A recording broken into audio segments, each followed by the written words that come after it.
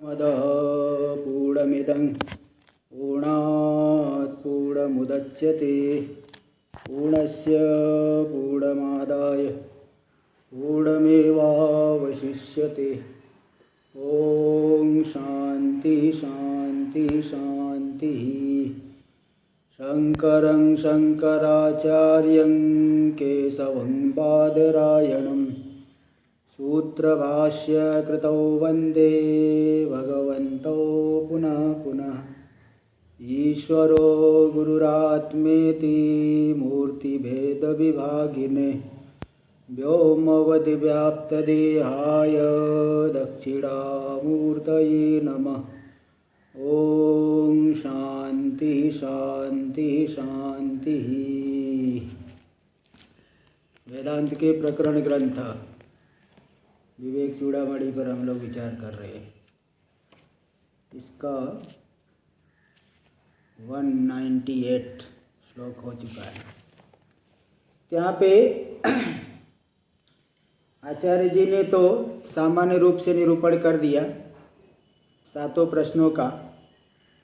इसके बाद शिष्य को जिज्ञासा हुई कि ये जो परमात्मा में जीव भाव की प्राप्ति हुई, यह चाहे भ्रांति से मिली हो चाहे प्रमा ज्ञान यथार्थ ज्ञान रूप हो, परमात्मा में जीव भाव चाहे जिस प्रकार से भी आया हो, ये उपाधि तो अनादिकाल से है, इसलिए अनादि भाव पदार्थ का नाश तो होता नहीं। इसलिए जीव भाव भी नित्य हो जाएगा, हमेशा हमेशा के लिए एकदम फिक्स हो गया, पक्का, कभी हटेगा ही नहीं। इसलिए संसृति न निवर्तेत, संसार की निवृत्ति होगी ही नहीं। तो फिर काहे को प्रयत्न करे, क्यों साधना करे, क्यों जो है प्राणायाम करे, क्यों वेदांत श्रवण करे, जो चीज़ होनी ही नहीं है। जैसे आप लोग समझदार हैं, इसलिए आप में से कोई व्यक्ति ऐसा नहीं होगा जो उछल करके चंद्रमा को पकड़ना चाहे। उछल करके, छोटा बच्चा तो पागल है, मतलब उतना विवेक नहीं है, इसलिए उछलता है, भले उछले चंद्रमा को पकड़ने के लिए। लेकिन आप लोग समझदार हैं, आप, मुझे लगता है कि आप लोगों में से कोई भी ऐसा तो नहीं होगा कि उछल करके चंद्रमा को पकड़ना चाहे। कारण ये होता है ना कि जो व्यक्ति की प्रवृत्ति के प्रति एक कारण होता है कृति साध्यत्व ज्ञान। यह मेरी कृति के द्वारा साध्य है, ऐसा जब हमें बोध होगा, यानी मैं प्रयत्न करके इसको प्राप्त कर सकता हूँ, हासिल कर सकता हूँ, इसकी उपलब्धि मैं कर सकता हूँ, ये ज्ञान जब व्यक्ति में रहता है तो वह व्यक्ति प्रयत्न करता है। हर एक व्यक्ति प्रयत्न नहीं करता, ठीक है। जैसे हिमालय, माउंट एवरेस्ट की चोटी पे जाने के लिए हर एक व्यक्ति प्रयत्न नहीं करता। जिसको पता है कि मुझे पहाड़ पे चढ़ने का अभ्यास है, मैं उस कार्य को कर सकता हूँ, ऐसा जिसके अंदर भरोसा है, ऐसा व्यक्ति प्रयत्न करता है। उसमें से कुछ जो है सफल होते हैं, कुछ असफल होते हैं, कुछ कालांतर में सफल होते हैं। तो मतलब ये है कि प्रवृत्ति के प्रति कारण है, न्याय की भाषा में बोलते कृति साध्यत्व ज्ञान। मतलब सरल शब्दों में कहा जाए कि मैं इसको कर सकता हूँ, यदि ऐसा आपको मालूम पड़े तभी व्यक्ति की प्रवृत्ति होती है। और जब आपको मालूम पड़ गया नहीं, मैं ये नहीं कर सकता, है ना, इसलिए कई लोग वृद्ध हो जाएंगे, उनसे अगर कहा जाए सन्यास ले लो, बोले मैं नहीं महाराज, सन्यास को तो दूर से ही प्रणाम। कारण कि अभी जो है अंतःकरण में ऐसी योग्यता नहीं है, हर एक व्यक्ति थोड़ी ले सकता है। क्योंकि ले भी लिए तो भी अगर नियम आदि पालन नहीं कर पाए तो भी प्रत्यवाय होता है। इसलिए उनका भी सोचना ठीक ही है, उनका भी सोचना कोई गलत नहीं है, ठीक ही है। भाई साधना हम वहाँ वही कर रहे हैं, ठीक है, वो भी ठीक ही है, कोई गलत नहीं कि हर एक व्यक्ति संन्यास ले ले, कोई ज़रूरी थोड़ी है। साधना गृहस्थ आश्रम में भी किया जा सकता है। तो मतलब मैं ये बताना चाहता हूँ कुल मिला के कि मैं इस कार्य को कर सकता हूँ, ऐसा अगर हमारे अंदर विश्वास है तो व्यक्ति प्रवृत्त होता है। लेकिन जब ये जीव भाव की उपाधिभूत जो अविद्या है अनादि काल से है, तो जीव भाव भी नित्य हो गया, संसार की कभी निवृत्ति होगी ही नहीं। तो मुझे मोक्ष कैसे मिलेगा, हे गुरुदेव जी बताइए जरा, ऐसा शिष्य ने पूछा। फिर गुरुजी बताना शुरू किए कि बात तुमने बहुत सही पूछी है, लेकिन इसका उत्तर है, शास्त्र में ऐसी कोई बात नहीं जिसका उत्तर न हो। हर एक बात का उत्तर शास्त्र में उचित उत्तर है। अब शास्त्र ठीक से नहीं पढ़ने की वजह से लोगों को नहीं मालूम पड़ता, लेकिन जो जानते हैं, शास्त्र के आर पार को जानने वाले लोग हैं, वो बता देते हैं। इसलिए यहाँ आचार्य बता रहे चाहे ठीक कह रहे हो, लेकिन भ्रांति से जो कल्पना किया है व्यक्ति, अविवेकी पुरुष जो कल्पना किया, वह कल्पना कभी भी प्रामाणिक नहीं होती, चाहे अनादि हो चाहे शादी हो। रही बात है जो आप कह रहे हो कि अनादि की निवृत्ति नहीं होती है, एक तो होता है सामान्य नियम, एक होता है विशेष नियम।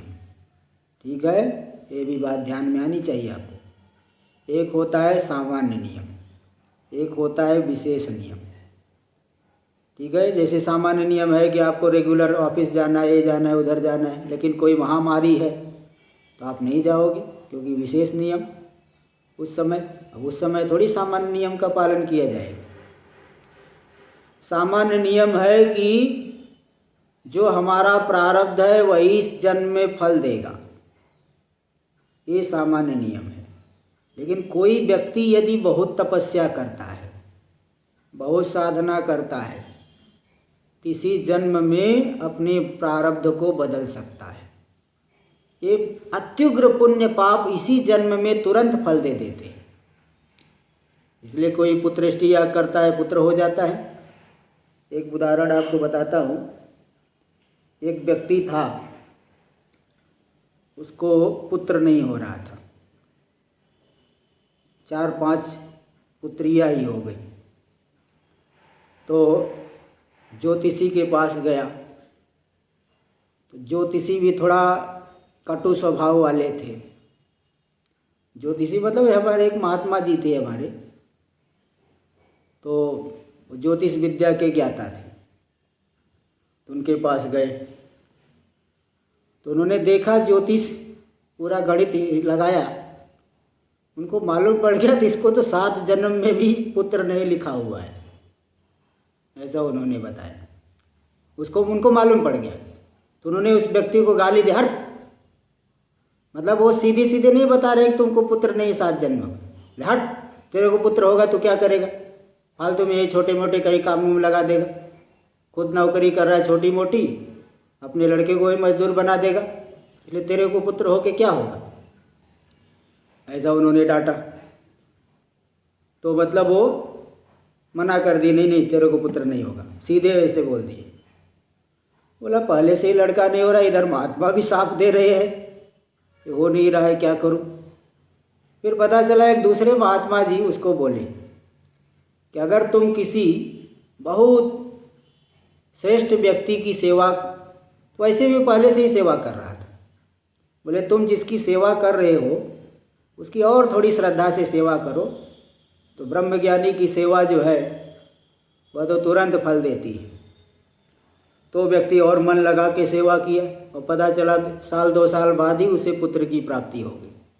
तो जो ज्योतिषी कह रहा था कि 7 जन्म तक लड़का नहीं होगा, और उसे उसी जन्म में हो गया, बताओ 1-2 साल बाद ही हो गया। तो मतलब ये है कि एक सामान्य नियम है शास्त्र में, और एक विशेष नियम होता है। तो सामान्य नियम ये है कि अनादि पदार्थ का नाश नहीं होता है, लेकिन अगर विशेष नियम यह है कि भ्रांति है ना, चाहे अनादि हो चाहे शादी हो, स्वप्नावस्था में चाहे जितनी लंबी घटना देखो आप, लेकिन जागते ही उन सब की निवृत्ति होनी तय है, पक्की बात है। ठीक है, इसलिए ऐसा ये कोई मन में नहीं रखना कि अनादि है तो फिर कैसे निवृत्ति होगी, मैं क्यों साधना करूं, ऐसी बात नहीं। अनादि की भी निवृत्ति होती है, क्योंकि माया भी कल्पित है, चैतन्य में कल्पित है, इसलिए अनादि की भी निवृत्ति पक्की है, पक्की बात है, क्योंकि ज्ञान और अज्ञान का परस्पर विरोध होता है।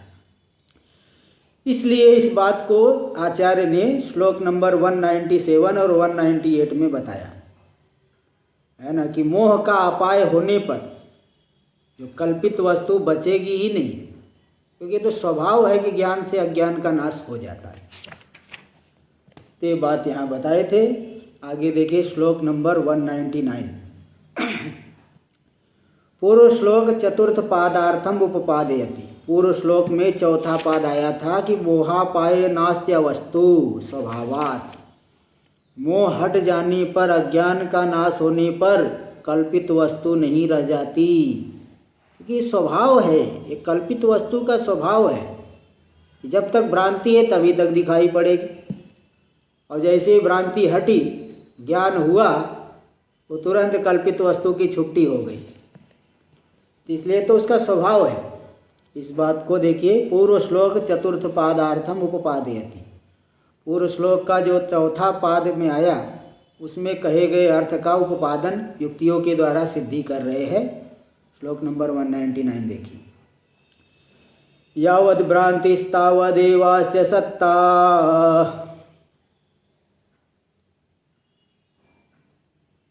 मिथ्या ज्ञानोज्जृम्भितस्य प्रमादात्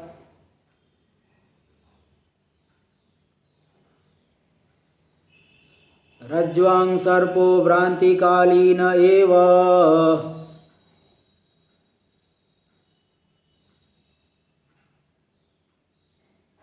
भ्रांतिर्नाशे नैव सर्पोऽस्ति तद्वत्।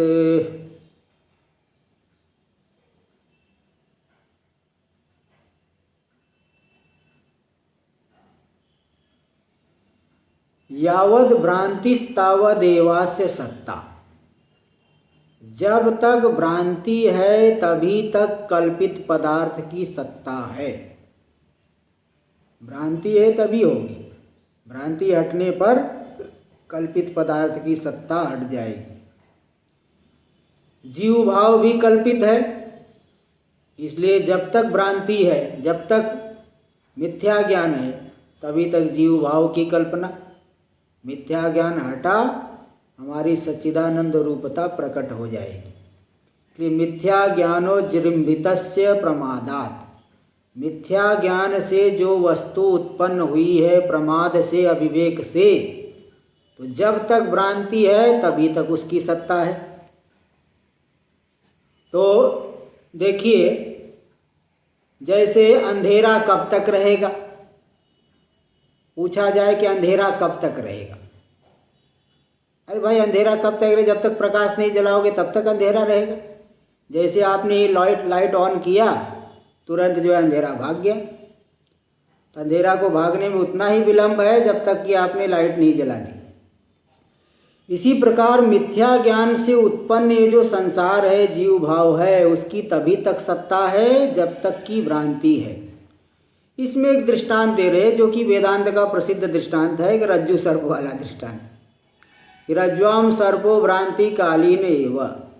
रस्सी में आपको सर्प की भ्रांति हुई,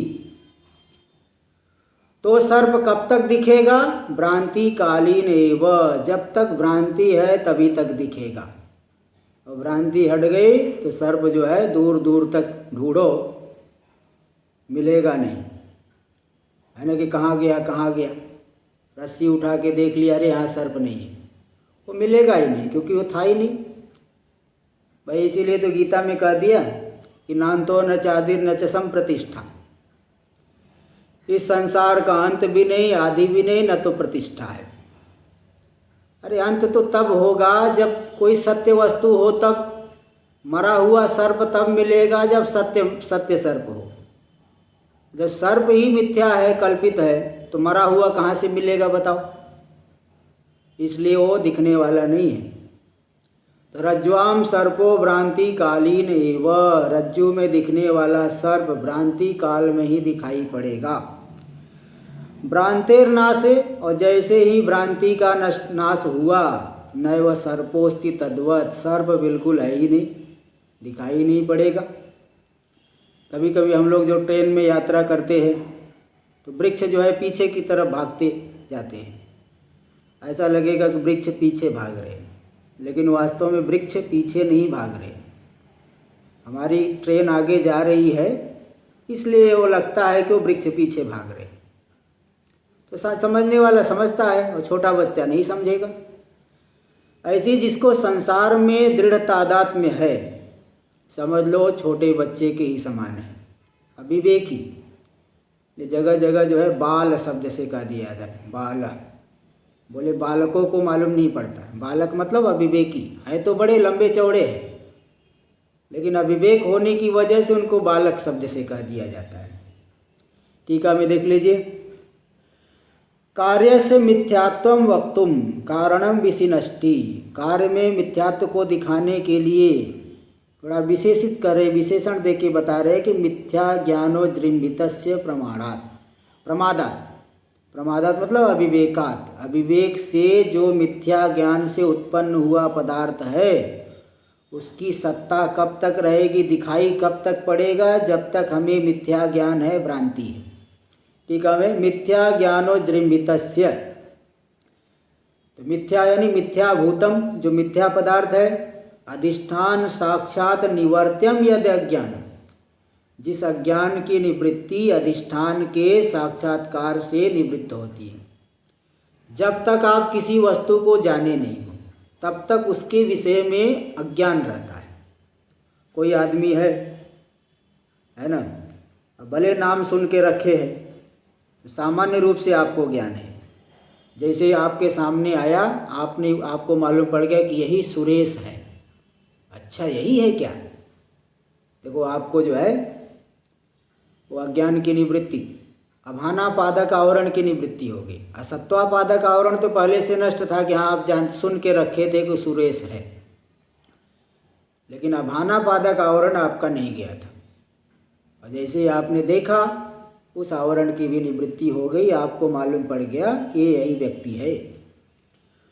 तदिष्ठान साक्षात्कार निवर्त्यम यद अज्ञानम। अधिष्ठान के साक्षात्कार से जिस अज्ञान की निवृत्ति होती है, तस्माद उज्जृंभितस्य, थोड़ा पाठ सुधार लेना,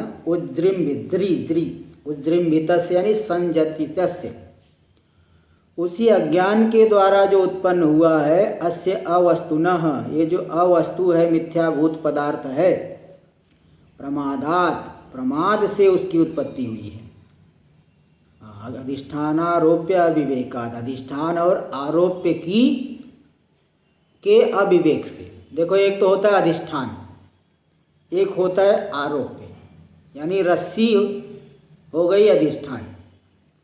रस्सी कहो अथवा वेदांत की भाषा में कहा जाएगा रज्जोवच्छिन्न चैतन्य। रज्जोवच्छिन्न चैतन्य हो गया अधिष्ठान, और उसमें कल्पित है कौन? सर्प। तो रस्सी हो गया अधिष्ठान और सर्प कल्पित हो गया सर्प। दोनों अलग अलग थोड़ी दिखाई पड़ेंगे, रस्सी उधर दिख रही है और एक हाथ आगे सर्प दिख रहा है। जहाँ रस्सी है उस रस्सी को नहीं जान करके यही सर्प है, ऐसा ज्ञान होता है।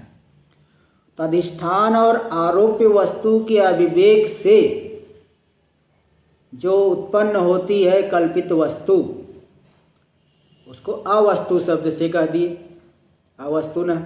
तो कब तक दिखेगा? यावद भ्रांति यानी विपरीत ज्ञानम। जब तक विपरीत ज्ञान है तावदेव सत्ता, तब तक ही उसकी सत्ता है, यानी अस्तित्वेन प्रतीयमानत्वम। अस्थि रूप से उसकी तभी तक प्रतीति होगी जब तक कि विपरीत ज्ञान है। तत् दृष्टांत, इसमें दृष्टांत दे रहे एक कि रज्ज्वाम सर्प रज्जु अज्ञानात्, रस्सी में जो सर्प दिख रहा है रस्सी के अज्ञान से ही दिख रहा है। रज्जु साक्षात्कार बाध्यात्, रज्जु के साक्षात्कार से बाधित होने वाला है कौन? अज्ञान। और जैसे अज्ञान का बाध हुआ सर्प की भी निवृत्ति, ज्ञान हो गया, आपने जान लिया है तो रस्सी है। तो प्रमादात यानी अविवेक से वहाँ दिखता है पुरो अव्यक्तौ, पुरो व्यक्तौ नायम सर्प। पुरो व्यक्तौ, सामने की व्यक्ति में, सामने के पदार्थ में वो मालूम पड़ेगा, रस्सी में मालूम पड़ेगा।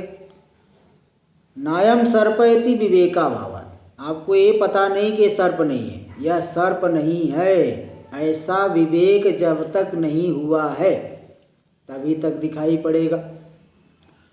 तो उस विवेक के अभाव से अज्ञान से उज्जृंभित है, यानी प्रतीत हो रहा है। उज्जृंभित प्रतीयते, उज्जृंभित भ्रांति कालीन एवं, उससे उत्पन्न होकर के भ्रांति काल तक ही रहता है। मतलब यावत पर्यंतम अयम सर्प इति भ्रांति, जब तक यह सर्प है ऐसी भ्रांति होती है, तावदेव अस्तितया प्रतीयते, तब तक उस सर्प की अस्थि रूप से, अस्थि मतलब है ऐसा बोलेगा, है बिल्कुल है। कोई कहेगा नहीं है, भाई मैंने देखा है, क्या बात करते हो, मैं कोई अंधा दिखता हूँ क्या तुम्हें? अकड़ जाएगा, नाराज हो जाएगा, तो सब मुझे पागल समझते। बाद में खुद समझेगा हाँ मैं तो पागल ही था, बाद में भले उसे भान हो। तो तावदेव अस्तितया प्रतीयते, तब तक ही अस्थि रूप से उसकी प्रतीति होती है। लेकिन जब विशेष ज्ञान हो गया, यथार्थ ज्ञान हो गया, नायम सर्पः किंतु रज्जुरिति विशेष दर्शन, जब विशेष दर्शन होगा ना तो नायम से, यह सर्प नहीं बल्कि रस्सी ही है, इस तरह से विशेष ज्ञान हो गया तो भ्रांति ही, भ्रांति का बाद हो जाएगा। कौन सी भ्रांति है? अयम सर्प इत्याकारिकाया, यह सर्प है इस आकार वाली, इस स्वरूप वाली भ्रांति का नाशे यानी बाधे, बाद हो जाएगा। यह मिथ्या ज्ञान था, ऐसा ज्ञान ऐसा मालूम पड़ जाएगा। इसलिए नैव सर्पोस्ति, तब बिल्कुल सर्प नहीं है ऐसा जान लेगा। तद्वद इसी प्रकार जब तक स्वरूप का ज्ञान नहीं है तब तक अपने आप को जीव ही मानता है। मैं स्त्री हूँ, मैं पुरुष हूँ, मैं बालक हूँ, मैं ये हूँ, मैं वो हूँ, डॉक्टर हूँ, इंजीनियर हूँ, मतलब सांसारिक रूप को ही सत्य मान करके पूरा का पूरा व्यवहार करता है। अब आपको शंका हो सकती कि महाराज बड़े बड़े ज्ञानियों के पास तो मैं भी बैठा हूँ, वो भी तो जीव, हम लोग जैसे ही व्यवहार करते खाते हैं पीते हैं, मैं जीवित हूँ। हाँ, कितने साल के हो गए महाराज जी? कहेंगे हम 80 साल के हो गए, 90 साल के हो गए। तो मतलब जीवन का मतलब प्राण धारण को लेकर के ये सब कहा जाता है ना। आप कहोगे वो तो वो भी तो यही बोलते थे, मैं भी तो बोलता हूँ मैं 50 साल का हो गया हूँ, वो महाराज जी भी तो बोल रहे थे मैं 80 साल का हो गया हूँ। तो इसलिए फिर दोनों में अंतर क्या हुआ? तो बस दोनों में अंतर यही है कि ज्ञानी जो व्यवहार करता है ना, एक न्याय आता है, पर रीत्या परो बोधनीय, दूसरे आदमी को बोध कराना है तो उसकी रीति से ही बोध कराना पड़ेगा। जैसे छोटे बच्चे को कुछ सिखाना है, अब बताओ कैसे सिखाओगे? आपको बहुत भाषाएं आती है, आपको कई भाषाएं, आपको जापानी भाषा आती है, और किसी इंडियन बच्चे को आपको सिखाना है तो क्या जापानी भाषा में सिखा लोगे क्या? जापानी लैंग्वेज में इंडियन जो बच्चे को आप नहीं सिखा सकते क्योंकि उसको जापानी भाषा नहीं आती है। ठीक है? इसी प्रकार जो ज्ञानी भी अज्ञानी को बोध कराएगा तो उसकी रीति से ही बोध कराएगा, उसी की भाषा में बोध कराएगा।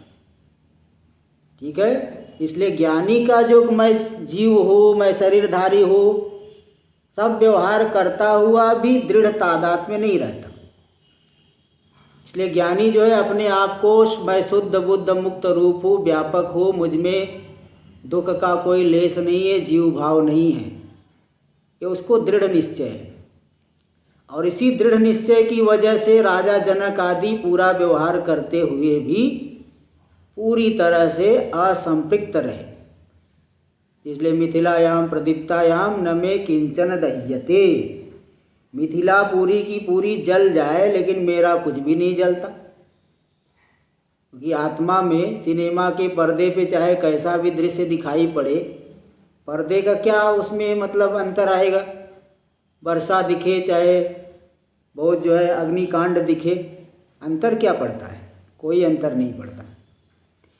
ठीक इसी प्रकार ज्ञानी जो है वो व्यवहार दूसरे की रीति से वो व्यवहार करके बताता है। ये नहीं कि उसका अभिनिवेश है, ऐसा नहीं समझ लेना। उसका अभिनिवेश तो स्वरूप में ही है, एक मैं सच्चिदानंद ब्रह्म हूँ, व्यापक हूँ, आनंद रूप हूँ। देखिए यही बात बता रहे हैं महाराज जी। हाँ जी बोलिए। ये क्या आपने न्याय बताया? परिविद्या पर भाषया परो बोधनीय। लिखो, मैं थोड़ा धीरे बता। लिख लीजिए, पर भाषया परो बोधनीय। दूसरे की भाषा से दूसरे को बोध कराना पड़ेगा। पर भाषया परो बोधनीय। हाँ, पर भाषया परो बोधनीय। ठीक है महाराज जी। ठीक है। देखिए आगे। तद्वद हम ब्रह्मास्मीति साक्षात्कार पर्यंतम। इसी प्रकार मैं ब्रह्म हूँ ऐसा साक्षात्कार जब तक नहीं हो जाता तब तक मूला ज्ञान जनित प्रमादात, मूला ज्ञान जो अविद्या है, मूला विद्या, उससे जनित जो प्रमाद यानी अविवेक, स्वरूप का और सांसारिक पदार्थों का विवेक नहीं हो पा रहा है। शरीर आदि से अपने आप को अलग करके नहीं जान पा रहा है। इसलिए संसारिक तो भ्रांति ही, उसमें संसारित्व की भ्रांति होगी। मैं संसारी हूँ, मैं जीव हूँ, मैं सुखी हूँ, मैं दुखी हूँ, मैं करने वाला हूँ, मैं भोगने वाला हूँ, मैंने ये किया, मैं पुण्यात्मा, मैं पापी, ये नाना प्रकार की जो है प्रतीति होती है। वस्तुतः संसार कदापि नास्ति, वह वास्तव में संसार तो कभी है ही नहीं, तीनों कालों में है ही नहीं। जैसे सिनेमा के पर्दे वाला दृष्टांत दिया, बस वैसे ही समझना। रज्ज्वाम सर्पैव, जैसे रस्सी में सर्प कब दिखाई पड़ता है? और आपसे पूछा जाए हो के दिखता है कि नहीं हो के दिखता है? अगर हो करके दिखे तब तो सत्य है, और नहीं हो करके दिख रहा है इसलिए मानना पड़ेगा मिथ्या है। इसलिए रज्ज्वाम सर्पैव पूर्वम भ्रांत्या प्रतीयते स्म। रस्सी में सर्प के समान ही ज्ञान होने से पहले तक ही यह पूरा का पूरा जगत आत्मा में प्रतीत होता है, मालूम पड़ता है, यही सत्य है, ऐसा मालूम पड़ता है। इसलिए सब व्यवहार व्यक्ति सत्य मान करके ही करते रहता है। जरा सा कुछ हुआ रोने लग गया, जरा सा कुछ हुआ हंसने लग गया, एकदम छोटे बच्चे की तरह। इसलिए दृष्टांत देते हैं ना, किसी बच्चे को चॉकलेट दे दो हंसने लगेगा, कुछ गलती किया एक थप्पड़ मार दो रोने लग गया। तो संसार के लोगों की भी यही दशा है, बिल्कुल यही दशा है, इससे अतिरिक्त नहीं। जाते च ज्ञाने यथार्थे, और यथार्थ ज्ञान जैसे उत्पन्न हुआ, न प्रतीतिरपि तस्य, इस संसार की बिल्कुल प्रतीति नहीं होती है।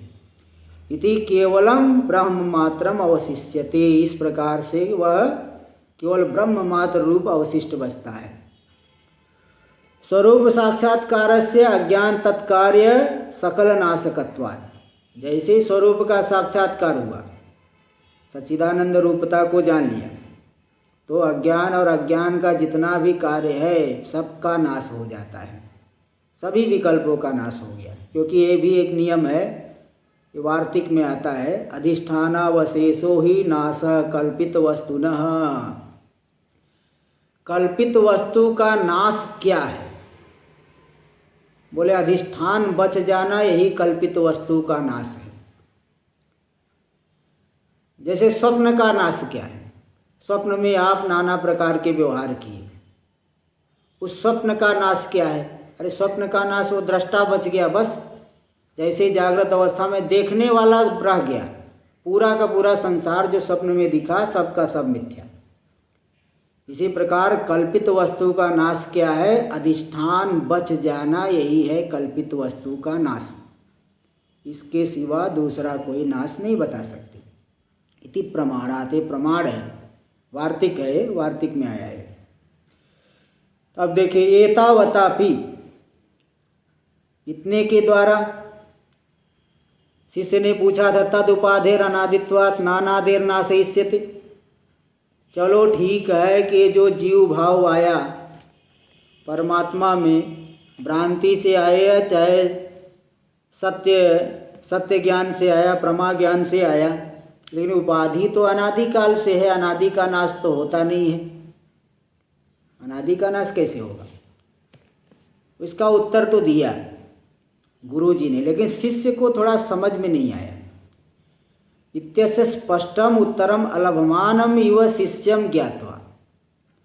शिष्य को स्पष्ट रूप से उत्तर दिए, लेकिन जैसे भगवान अर्जुन को ठीक ठीक बता रहे हैं। लेकिन अर्जुन क्या कह रहे हैं कि तो आप भगवान, आप तो मुझे मोहित कर रहे हो, मिली हुई सी वाणी को बोल रहे हो, ज्ञान योग की प्रशंसा करते हो और मुझे कर्म योग में लगाते हो। प्रशंसा तो ज्ञान योग की कर रहे हो और कर्म योग में लगा रहे हो। इसलिए मुझे जरा अच्छे से बताइए कि कौन ठीक ठीक है। अब बोल रहे रास्ता बड़ा अच्छा है, लेकिन तुम जाना इधर से, इसमें क्योंकि गड्ढे ज़्यादा हैं। अब रास्ता वो अच्छा है तो मैं गड्ढे वाले रास्ते से क्यों जाऊं? इसी प्रकार तो मतलब आचार्य तो बहुत स्पष्ट उत्तर दे रहे हैं, लेकिन शिष्य जो है अभी उसके बात में, मन में उसके बात बैठी नहीं है, बात जो है अच्छी तरह से बैठ नहीं पाई। इसलिए स्पष्टम उत्तरम अलभमानम इव शिष्यम ज्ञात्वा। आदमी के मुख को देख करके मालूम पड़ जाता है कि समझ रहा है कि नहीं समझ रहा है। तो मुख थोड़ा काला पड़ जाता है अथवा कुछ है ना, अलग भंगिमा हो जाती है। और स्पष्ट उत्तर अगर मालूम पड़ गया तो मुख उसका प्रसन्न हो जाता है, खिल जाता है। तो शिष्य के मुख को देख करके मालूम पड़ गया आचार्य को कि देखो इसको ठीक ठीक ज्ञान नहीं हुआ है। इसलिए ऐसा शिष्यम ज्ञात्वा तदेव अनुद्य समादधाति श्री गुरु, उसी का अनुवाद करके श्री गुरुदेव जी समाधान कर रहे हैं। उन्हीं बातों को स्पष्ट रूप से बता रहे। सार्ध श्लोक द्वयेन, 2.5 श्लोक से, सार्ध श्लोक द्वय, आधे के सहित 2 श्लोक यानी 2.5 श्लोक, 2.5। तो 2.5 श्लोक में बताएंगे अनादित्वम। देखिए श्लोक नंबर 200। अनादित्वम अविद्यायाः कार्यस्यापि तथेष्यते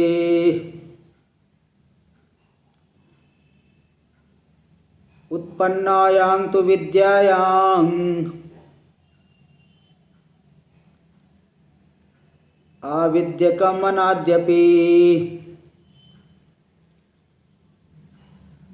प्रबोधे स्वप्नवत् सर्वं सह मूलं विनश्यति।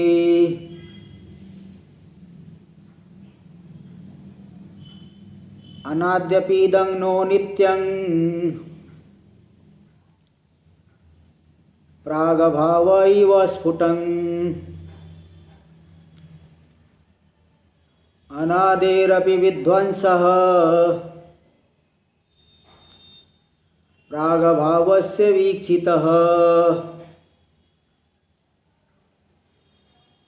अनादित्वम अविद्याया, ये जो अविद्या है संसार का मूल कारण, कब से है?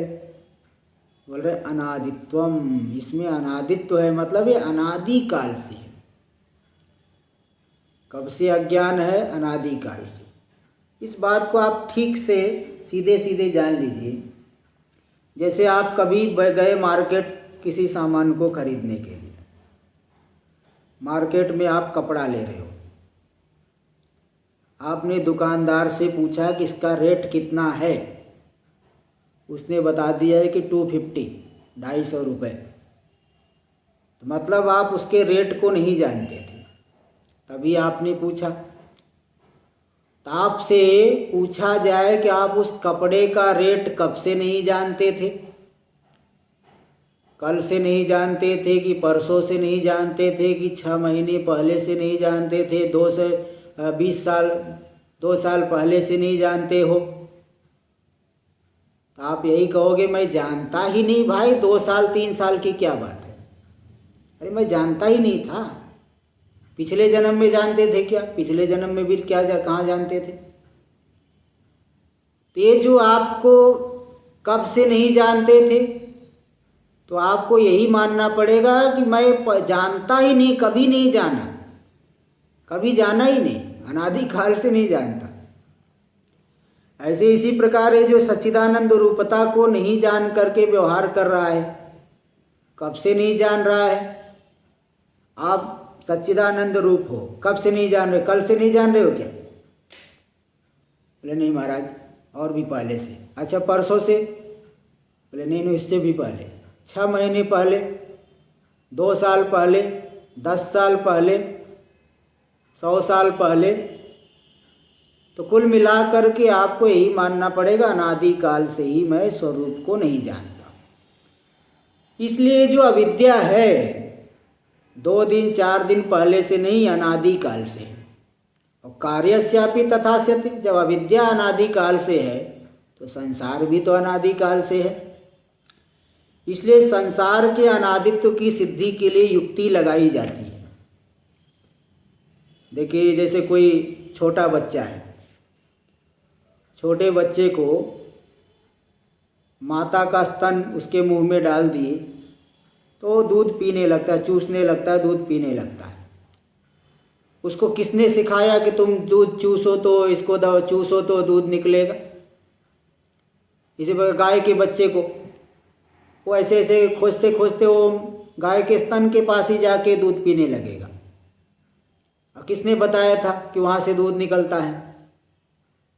तो मतलब पूर्व जन्म में उसने अनुभव किया था। जो व्यक्ति अनुभव करता है, अनुभव का संस्कार हमारे अंतःकरण में पड़ जाता है, संस्कार से फिर दोबारा व्यवहार करता है। ये जो अनुभव किया था पूर्व जन्म में किया था, और उस पूर्व जन्म में भी यही किया होगा बाल्यावस्था में, किसने बताया? तो भी पूर्व जन्म मानना पड़ेगा। ऐसे ऐसे इस संसार को अनादि ही मानना पड़ेगा, दूसरी कोई गति नहीं है। इसलिए अविद्या भी अनादि है और अविद्या का कार्य जो संसार है वह भी अनादि काल से ही है।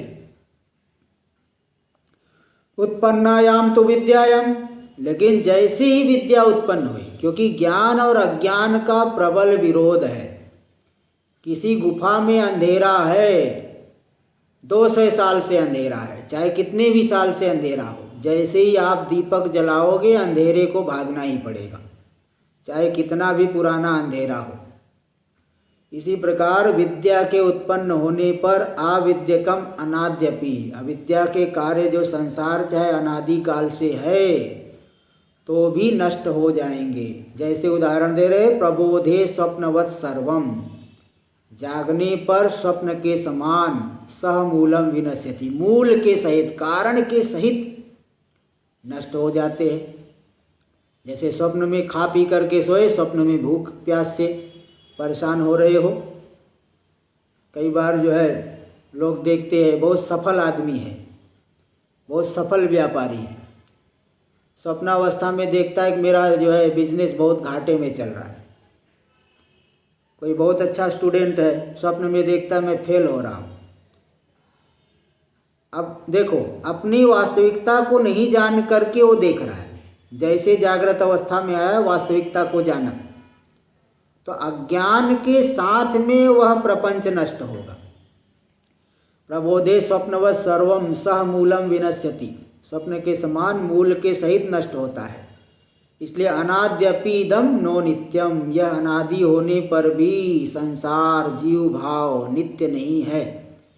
प्राग भाव इव स्फुटम, नैयायिक लोग एक प्राग भाव मानते हैं, उसको भी वो लोग अनादि मानते, इसलिए उसको दृष्टांत दे रहे। जैसे प्राग भाव एकदम स्पष्ट है अनादि काल से। क्या है प्राग भाव? जैसे घट बनने से पहले घट का क्या था? अभाव था। कब से अभाव था? अनादि काल से। इस अभाव को कहते प्राग भाव, या प्राग भाव अनादि काल से। जैसे अनादि काल से नैयायिक लोग मानते हैं, ठीक इसी प्रकार यह संसार भी अनादि काल से है। तो जैसे घट पैदा होने पर प्राग भाव नष्ट हो गया, अभाव चले गया, घट उत्पन्न हुआ, अभाव नष्ट हो गया। कोई आदमी गरीबी, बोले बहुत समय से गरीब था लेकिन अभी थोड़ा अमीर हो गया, तो गरीब अमीरी आ गई तो गरीबी नष्ट हो गई, साधन आ गए तो अभाव नष्ट हो गया। तो अनादेर अभी विध्वंस, अनादि काल अनादि वस्तु का भी विध्वंस होता है प्राग भाव से। जैसे प्राग भाव का कार्य उत्पन्न हुआ, प्राग भाव नष्ट हो गया। ये वीक्षित यानी देखा गया है। अनादि का भी जो विध्वंस देखा गया है, इसलिए ऐसा नहीं कह सकते कि अनादि का नाश नहीं होता है। विरोधी के द्वारा नाश क्यों नहीं होगा भाई, नाश होता है। टीका में देखिए, यदुक्तम त्वया उपाधेर अनादित्वम इति। हे शिष्य, जो तुमने कहा कि उपाधि अनादि काल से है, माया अविद्या ये सब अनादि काल से है, तथैव वो बात बिल्कुल सत्य है, आप ठीक कह रहे हो कि अनादि काल से। लेकिन अविद्या या कार्य से, अविद्या का कार्य जो संसार है उसके अंतर्गत विज्ञानमय कोश आदि, बुद्धि आदि, ये भी तथा यानी अविद्या या इव अनादित्वम इष्यति। अविद्या के समान उसका कार्य भी अनादि काल से ही है, उसमें अनादित्व ही माना जाएगा। अविद्या यह कृपा एक रूपत्वात्, अविद्या तो एक रूप है, इसलिए विचित्र सृष्टि है विचित्रोपाधि निबंधनत्वात्। विचित्र सृष्टि में विचित्र विचित्र उपाधि, जैसे एक ही वस्तु है, किसी को अच्छा लगेगा, किसी को खराब लगेगा। एक ही सब्जी है, एक ही भोजन है, कोई अच्छा कहेगा, कोई बुरा कहेगा, कोई कुछ कहेगा। एक बार जो है एक जगह हम लोग गए भोजन करने, उसने बाटी और चोखा बना के रखा, बाटी चोखा। तो हम दो महात्मा लोग तो खा रहे हैं, और हमारे साथ में एक मराठी लड़का भी था, उसको अच्छा नहीं लग रहा है। वो थोड़ा थोड़ा ऐसे ऐसे लेके, तो मतलब अपना अलग अलग भोजन जैसे पसंद होता है, एक ही भोजन किसी को अच्छा लगेगा, किसी को खराब लगेगा। अब कोई मिर्ची वाले कोई बहुत खाता है, लाल मिर्ची डाला, और हम खाएंगे, हमको अच्छा नहीं लगेगा। तो मतलब ये अलग अलग एक ही वस्तु में अलग अलग दृष्टि हो जाती है ना। तो इसमें क्या, इसमें मतलब अंतर कौन लाया, वस्तु तो एक ही है, अंतर लाया हमारा संस्कार। और हमारा संस्कार कहाँ है, हमारी बुद्धि में है। तो व्यक्ति की बुद्धि के अनुसार वस्तु अलग अलग दिखाई पड़ती है। एक ही वस्तु किसी को बहुत, एक ही आदमी किसी को मित्र को, कोई उसका मित्र है, कोई उसका शत्रु भी है, और कोई ऐसा है कि उससे मतलब ही नहीं है। इसलिए अविद्या या एक रूपत्वात्, अविद्या तो एक जैसी ही है, लेकिन विचित्र सृष्टि है विचित्रोपाधि निबंधनत्वात्। विचित्र सृष्टि जो है विचित्र उपाधि मूलक है। इसलिए सर्वसमस्य परम कृपालो ईश्वरस्य, जो सर्वसम है परम कृपालु ईश्वर, वह जो ईश्वर है विचित्र कर्माशय बुद्धि रूप उपाध्य अपेक्षाया आवश्यकत्वात्। तो ईश्वर तो एक ही है, उसको जो है बुद्धि रूपी अलग उपाधि की अपेक्षा है। और उस बुद्धि में क्या है, विचित्र नाना प्रकार के कर्म है, नाना प्रकार के संस्कार है, उसकी अपेक्षा को लेकर के वह सृष्टि की है। तो इसलिए हर एक व्यक्ति को अलग अलग दिखाई पड़ता है। तो बुद्धेरपि तत्कारण भूताया अनादित्वम अकामेनापि अंगीकर्तव्यम।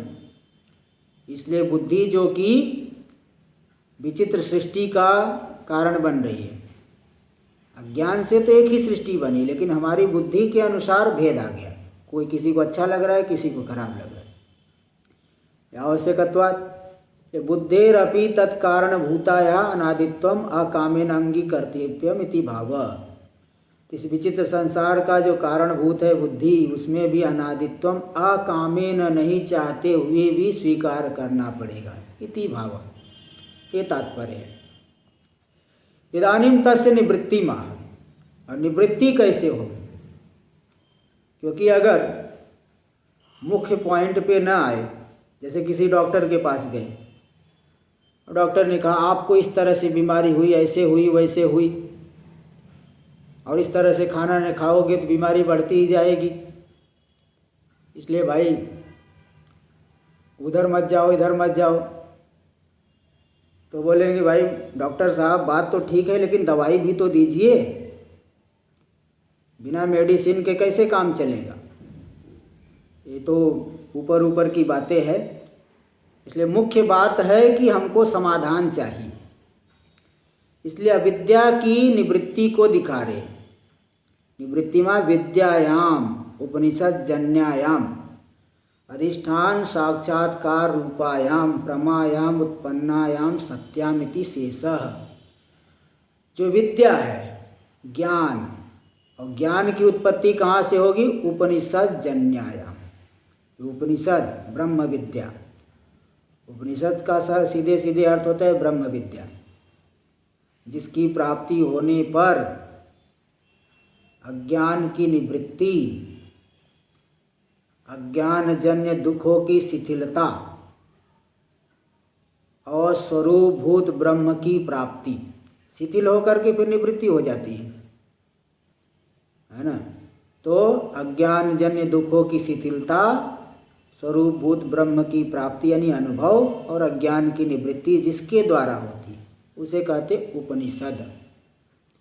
उप सामीप्येन नितराम साधयति इति उपनिषद, यानी स्वरूपभूत ब्रह्म की प्राप्ति करा करके जो अज्ञान की को नष्ट कर दे, अविद्याजन्य दुखों को शिथिल कर दे, उसे कहते उपनिषद ब्रह्म विद्या।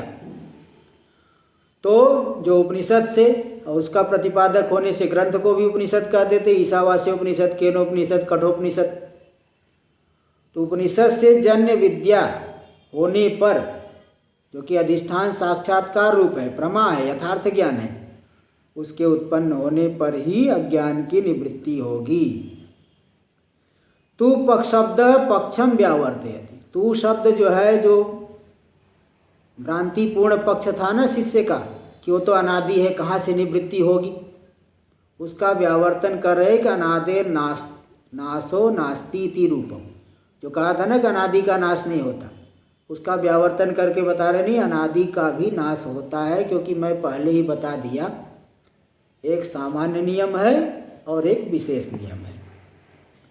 इसलिए वो अनादि का नाश नहीं होता, ये बात तो सामान्य नियम है, लेकिन ये अनादि जो अज्ञान है ना, इसका तो नाश अवश्य होता है ज्ञान के द्वारा। तो आविद्यकम, आविद्यक जो जीव भाव है, संसार है, यानी अविद्या प्रयोज्यम, अविद्या के द्वारा प्रयुक्त होकर के, अविद्या जिसका कारण है उसके द्वारा मिला है अज्ञान संसार। अनाद्यपि सृष्टियादि व्यवहार सिद्ध्यत्वम, अनादित्वेन अंगीकृतम अपि, जो अनादि है यानी सृष्टियादि व्यवहार की सिद्धि करने के लिए अनादि रूप से जिसको माना गया है, किसको? अविद्या को, अज्ञान को, तो उसको भी प्रबोधे यानी निद्राम त्यक्त्वा जागरे प्राप्ते। जैसे निद्रा को छोड़ करके जैसे हम जागृत अवस्था को प्राप्त हुए, तो स्वप्न पूरा का पूरा बाधित हो जाता है, स्वप्नवत, स्वप्न के समान ही सृष्टि आदि व्यवहार की सिद्धि के लिए अनादि रूप से जो मानी गई अविद्या है ना, वह नष्ट हो जाती है। तो जीव भाव सह मूल, मूल के सहित, कारण के सहित नष्ट हो जाए। न केवलम स्वयं एवं, केवल जीव भाव नष्ट होगा, संसार ही नष्ट होगा, ऐसी बात नहीं, उसकी मूलभूता अविद्या भी नष्ट होगी। न केवलम स्वयं एवं, बल्कि स्वस्य मूलभूता या अविद्या तया सह, यानी मूलभूत निद्रया साकम स्वाप्निक वस्तु जातम इव।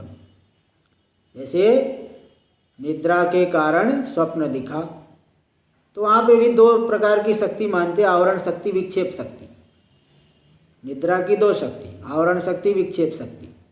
आवरण शक्ति हमारे स्वरूप को ढकती है, जागृत वाले स्वरूप को, और विक्षेप शक्ति क्या करेगी?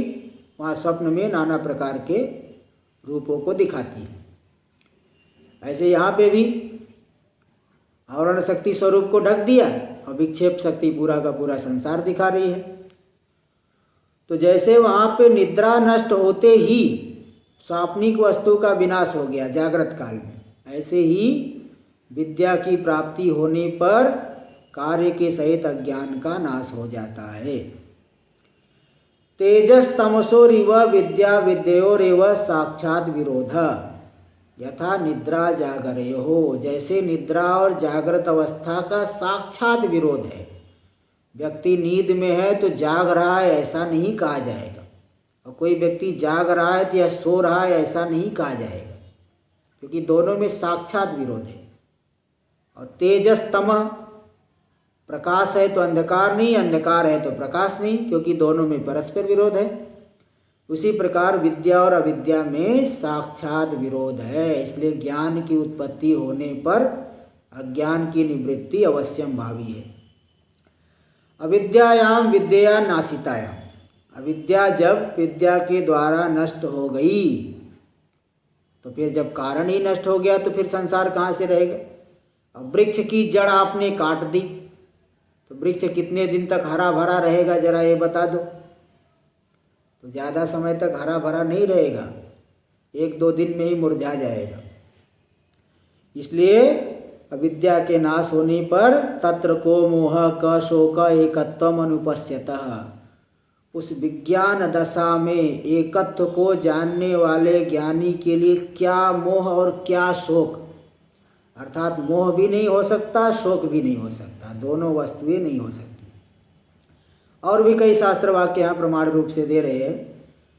यत्र त्वस्य सर्वमात्मैवा भूत तत्केन कम पश्येत, जिस दशा में इस ज्ञानी के लिए सब कुछ आत्मरूप ही हो गए, तो बताओ किसके द्वारा किसको देखेगा, किस इंद्रिय के द्वारा किस विषय को देखेगा।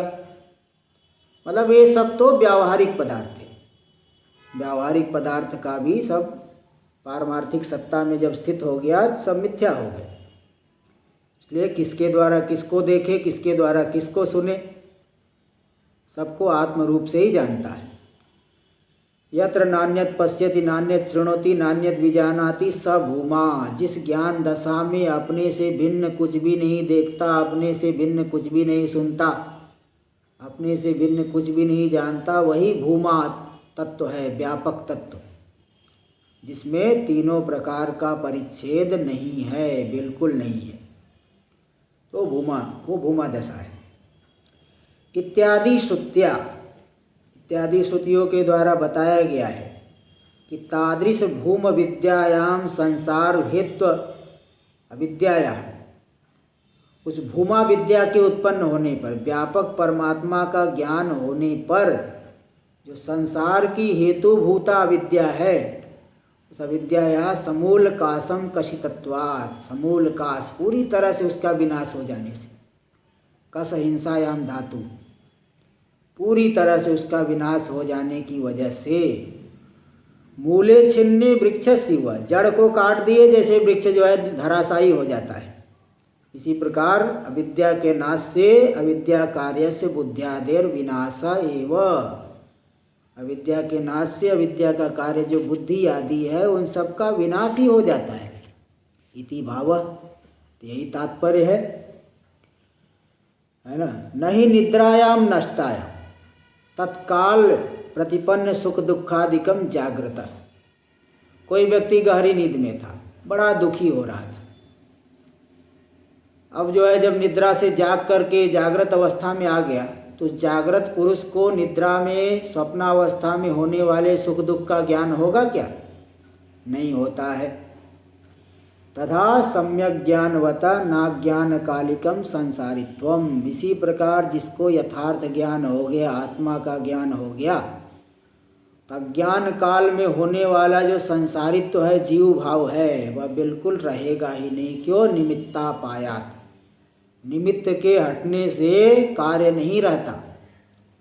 बिल्डिंग की नींव अगर हटा दी जाए तो पूरी की पूरी बिल्डिंग गिर जाएगी। इसी प्रकार आगे भी थोड़ा इसका टीका में लंबा विचार है, आगे का हम लोग आगे कल करेंगे। ओम पूर्णमदः पूर्णमिदं पूर्णात् पूर्णमुदच्यते पूर्णस्य पूर्णमादाय पूर्णमेवावशिष्यते। ओम शांति शांति शांति।